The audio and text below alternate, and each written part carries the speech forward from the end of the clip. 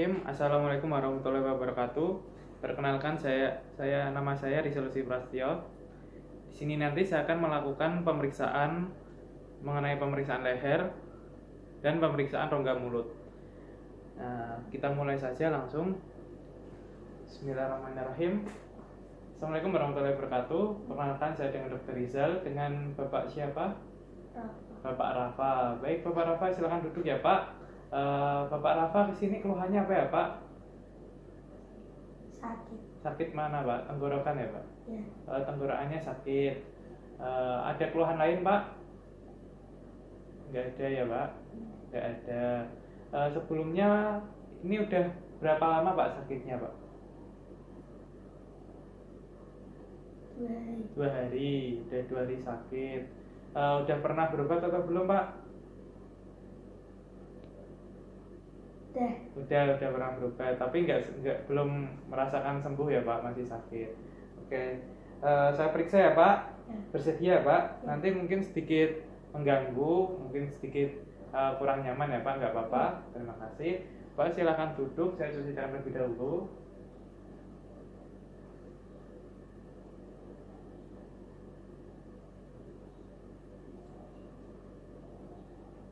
Oke, cuci tangan sudah selesai. Kita lakukan pemeriksaan. Jadi kakinya ini nanti antar kaki kanan pasien bertemu dengan kaki kanan pemeriksa seperti ini. Nah, bersinggungan seperti ini nanti. Oke. Nah, setelah itu saya akan memeriksa bagian leher terlebih dahulu. Pak, agak tegak, Pak. Jangan bersandar gini. Tegak. Kepalanya diangkat ke atas gini, oke. Nah, untuk pertama kali saya akan melakukan inspeksi atau pemeriksaan untuk melihat bagian leher terlebih dahulu. Nah, untuk pemeriksaan inspeksi ini ada 3 hal yang penting. Yang pertama, apakah terdapat massa pada leher. Terus kita lihat antara leher kanan dan kiri apakah simetris atau tidak.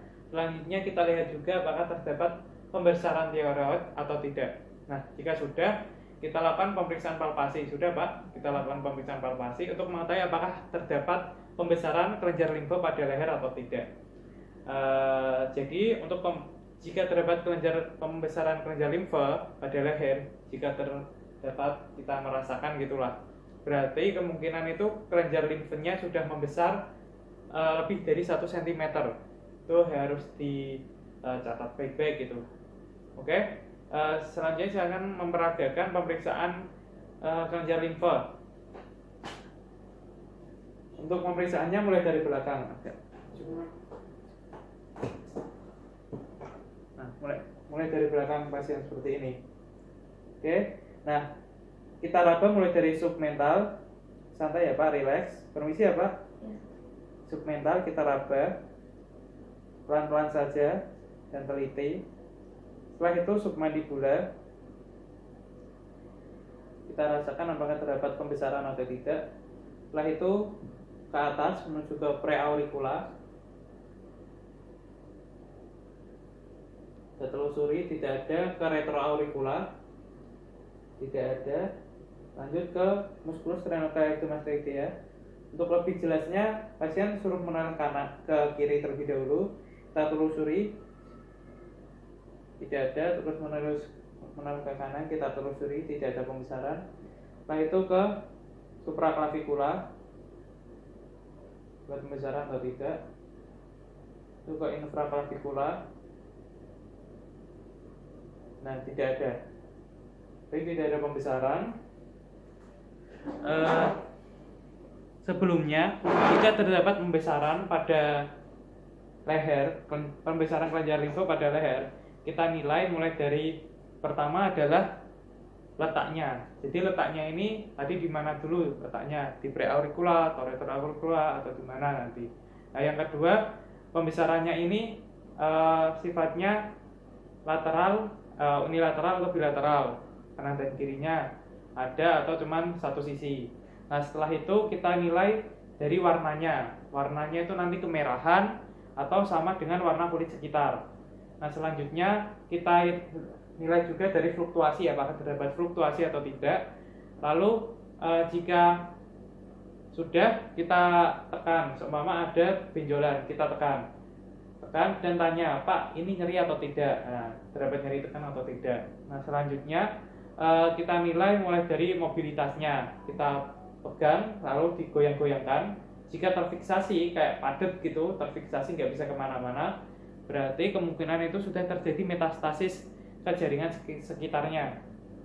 Nah, setelah itu kita nilai ukurannya. Ukurannya itu mulai dari kemungkinan manik-manik, sebesar manik-manik atau sebesar kelereng atau biji salak. Nah, diumpamakan aja untuk ukurannya.